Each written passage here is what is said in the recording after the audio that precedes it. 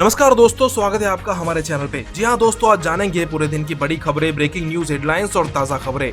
और आपसे रिक्वेस्ट है कि अगर आपने हमारे चैनल को अब तक सब्सक्राइब नहीं किया है तो सब्सक्राइब कर ले और बेल की घंटी जरूर दबा दे ताकि हमारे चैनल के सारे नोटिफिकेशंस आपको मिलते रहे। तो चलिए फटाफट शुरू करते हैं। कोरोना वायरस को लेकर बड़ी खबर। देश में 24 घंटों में कोरोना के 19,459 नए मामले और 380 लोगों की मौत। जी हां दोस्तों, देश भर में पिछले 24 घंटों में तकरीबन 20,000 नए मामले सामने आए हैं और 380 लोगों की मौत हुई है। इसके बाद देश भर में कोरोना पॉजिटिव मामलों की कुल संख्या तकरीबन 5,60,000 के आसपास पहुंच चुकी है और जिनमें से 2,10,120 सक्रिय मामले हैं। 3,22,000 के आसपास लोग ठीक भी हो चुके हैं या कहे कि उन्हें अस्पताल से छुट्टी दे दी गई है और अब तक तकरीबन 16,500 लोगों की मौत भी हो चुकी है। पिछले 24 घंटों में सीमा सुरक्षा बल मतलब कि बीएसएफ के 21 और जवान कोरोना पॉजिटिव पाए गए हैं और 18 जवान शहीद हो चुके हैं। बीएसएफ ने बताया कि अब तक 305 सक्रिय मामले हैं और 655 जवान ठीक भी हो चुके हैं। अगर मणिपुर की बात करें तो वहां के मुख्यमंत्री एन बीरेन सिंह ने रविवार को कहा कि उनकी सरकार ने जारी लॉकडाउन को और 15 दिन के लिए बढ़ाने का निर्णय लिया है। इसके 1 से 15 जुलाई तक बढ़ाया गया है। राज्य में अब तक कोरोना वायरस संक्रमित के 1092 मामले सामने आ चुके हैं। और इसी बीच तमिलनाडु से अच्छी खबर आ रही है। तमिलनाडु ने एक रोबोट विकसित किया है जो कि कोरोना परीक्षण के लिए नमूने एकत्रित कर सकता है। उन्होंने कहा कि इसे एप्लीकेशन के जरिए स्मार्टफोन के जरिए उसे चलाया जा सकता है। यह एक प्रोटोटाइप है जिसे 2,000 रुपए में विकसित किया गया है। इससे नमूने एकत्रित करने में 2 मिनट का समय लगता है। वीके सिंह का दावा, टेंट में रहस्यमय आग की वजह से भारत और चीनी सैनिकों के बीच हुई हिंसक झड़प। जी हां दोस्तों, लद्दाख की गलवान घाटी में चीनी सैनिकों के साथ हुई हिंसक झड़प को लेकर केंद्रीय मंत्री और पूर्व सेना प्रमुख वीके सिंह ने बड़ा दावा किया है। वीके सिंह ने कहा कि गलवान घाटी में भारत और चीनी सैनिकों के बीच एक रहस्यमय आग की वजह से हिंसक झड़प हुई। ये आग चीनी सैनिकों के टेंट में लग गई थी। केंद्रीय मंत्री ने कहा कि अचानक लगी आग से भारतीय सैनिक भड़क उठे थे। उन्होंने कहा कि फिलहाल यह कह पाना मुश्किल है कि चीनी सैनिकों ने टेंट में क्या रखा हुआ था जिसके चलते ये आग लगी है।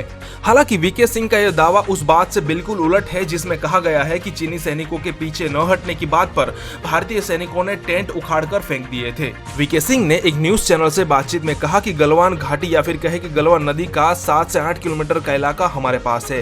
यहीं पर पेट्रोलिंग पॉइंट नंबर 14 स्थित है। उन्होंने बताया कि पेट्रोलिंग पॉइंट 14 का इलाका भारत के पास सन 1962 से है। वीके सिंह ने बताया कि विवाद तब शुरू हुआ जब श्योक नदी के साथ साथ एक रोड बनाई गई। यह रोड दौलत बेग ओल्डी तक जाती है। उन्होंने बताया कि यह पहले यहां तक जाने के लिए 15 दिन लगते थे, लेकिन सड़क बनने के बाद यह दूरी सिर्फ 2 दिन की बची है। केंद्रीय मंत्री ने बताया कि चीनी सैनिकों को ये रोड नहीं दिखाई दे रही थी। इसके बाद चीनी सैनिक भारतीय क्षेत्र में घुस आए और टेंट स्थापित कर दिए। वहीं चीनी सैनिकों की इस हरकत पर भारतीय जवानों ने उन्हें रोक दिया। वीके सिंह ने बताया कि 15 जून की रात जब कमांडिंग ऑफिसर संतोष बाबू पेट्रोलिंग पॉइंट 14 पर पहुंचे तब उन्होंने पाया कि चीन ने वहां से टेंट नहीं हटाया था। दरअसल चीन ने वह टेंट ये देखने के लिए लगाया था कि भारतीय सेना पीछे हटी या फिर नहीं। उन्होंने बताया कि फिर जब बातचीत में दोनों के पीछे जाने की बात हुई तब संतोष बाबू ने चीनी सैनिकों को उसे हटाने को कहा, मतलब कि उनके टेंट को हटाने को कहा।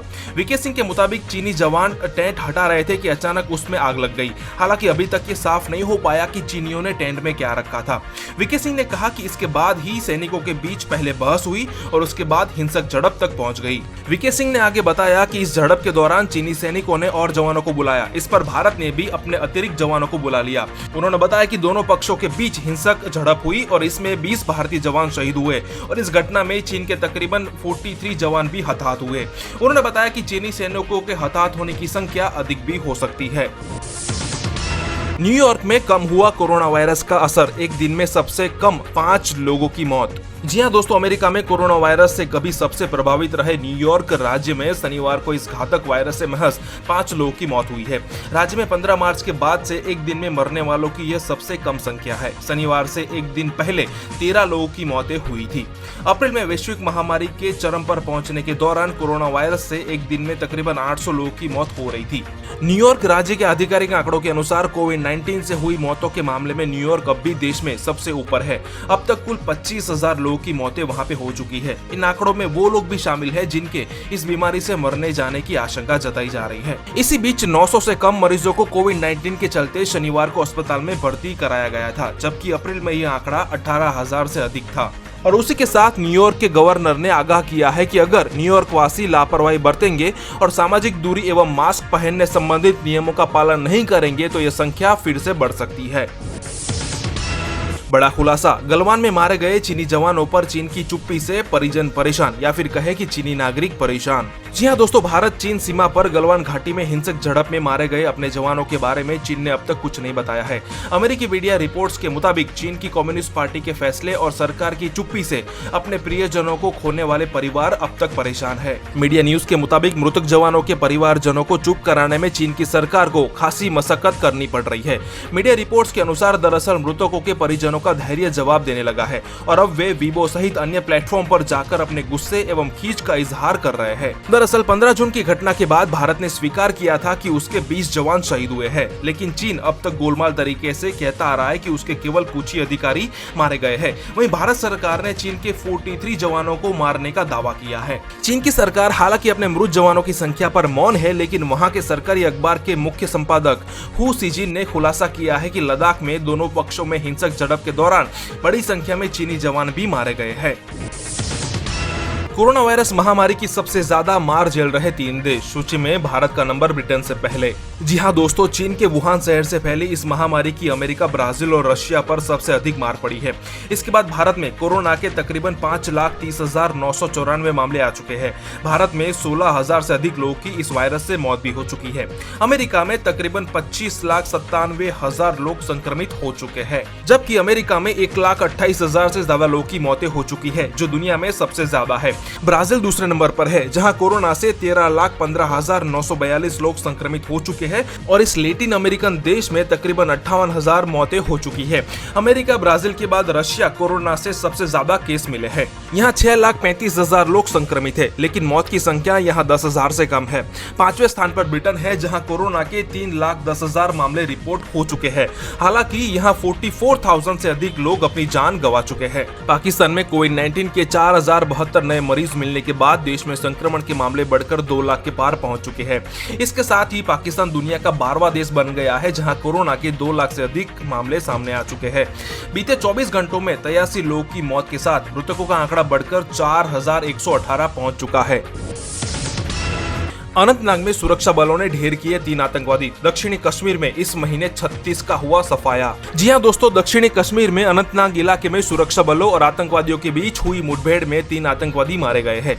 मारे गए आतंकवादियों के पास से AK-47 राइफल और 2 पिस्तौल बरामद की गई है। फिलहाल सर्च ऑपरेशन जारी है। आपको बता दें कि इलाके में आतंकवादियों की मौजूदगी की सूचना पर वहां पे सर्च अभियान शुरू किया गया था। इस दौरान खुद को गिरा देख आतंकवादियों ने सुरक्षा बलों की संयुक्त टीम पर फायरिंग करनी शुरू कर दी थी और इसके बाद सुरक्षा बलों ने मोर्चा संभाला और कई घंटे चली मुठभेड़ में 3 आतंकवादियों को मार गिराया गया। मारे गए आतंकवादियों की पहचान अभी तक नहीं हो पाई है। इलाके में तलाशी अभियान चलाया जा रहा है। आपको बता दें कि दक्षिणी कश्मीर में इस महीने 13वीं मुठभेड़ हुई है, जिसमें 36 आतंकवादियों का सफाया हो चुका है। DGP दिलबाग सिंह ने कहा कि अनंतनाग में हुई मुठभेड़ में लश्कर-ए-तौयबा के 2 आतंकवादी और हिजबुल कमांडर मसूद मारा गया है। उन्होंने कहा कि मसूद के मारे जाने के बाद जम्मू संभाल का डोडा जिला पूरी तरीके से आतंकवाद मुक्त हो चुका है। बताया गया कि मसूद दुष्कर्म का आरोपी था, जो कि फरार चल रहा था। इसके बाद वह हिजबुल मुजाहिदीन में शामिल हो गया था और कश्मीर में आतंकी गतिविधियों को अंजाम दे रहा था। गौरतलब है कि मानसून में सरहद पर आतंकवादियों की घुसपैठ रोकना सबसे बड़ी चुनौती साबित होता है। जिस तरीके से कठुआ और सांबा जिलों के बॉर्डर को आतंकवादियों ने घुसपैठ के लिए इस्तेमाल किया है, उस लिहाज से मानसून में घुसपैठ रोकना एक बड़ी चुनौती होगा। बहुत से नाले दोनों जिलों को पाकिस्तान के साथ जोड़ते हैं। मानसून में कई जगहों पर बारिश की वजह से फेंसिंग क्षतिग्रस्त हो जाती है, जिसका लाभ उठाकर आतंकवादी घुसपैठ करते हैं। जानकारी के अनुसार पिछले 4 वर्षों में जम्मू कश्मीर में जितने आतंकवादी हमले हुए हैं, इन मामलों में शामिल आतंकवादियों के कठुआ एवं सांबा जिलों के बॉर्डर से घुसपैठ करके आने का मामला सामने आया है। पकड़े गए आतंकवादियों के मददगारों से पूछताछ में खुलासा हुआ है कि इस तरीके से आतंकवादी बॉर्डर से आते हैं। सूत्रों का कहना है कि आतंकवादी संगठन खराब मौसम पर नजर गड़ाए हुए है। जैसे ही मानसून दस्तक देगा और बारिश का दौर शुरू होगा, तो आतंकी घुसपैठ के प्रयास तेज कर देंगे। इसके लिए आतंकवादियों ने अपने मददगारों को भी सक्रिय कर दिया है। आपको बता दें कि अभी कुछ दिन पहले ही हीरानगर में BSF ने पाकिस्तान के भेजे एक ड्रोन को भी मार गिराया था, जिसमें हथियार भेजे गए थे। राज ठाकरे के घर तक पहुंचा कोरोना, काम करने वाले 7 लोग पॉजिटिव। जी हां दोस्तों, शिवसेना भवन के बाद अब कोरोना वायरस ने महाराष्ट्र नवनिर्माण सेना मतलब कि मनसे अध्यक्ष राज ठाकरे के घर में दस्तक दी है। राज ठाकरे के घर में काम करने वाले 2 लोग संक्रमित पाए जाने के बाद अब तक 7 लोग पॉजिटिव पाए गए हैं। राज ठाकरे मुंबई के दादर इलाके में कृष्ण कुंज अपार्टमेंट में रहते हैं। सबसे पहले राज ठाकरे के घर के बाहर तैनात सुरक्षा कर्मचारियों से 3 लोगों को कोरोना संक्रमण पाया गया था। उपचार के बाद वे स्वस्थ हो गए थे।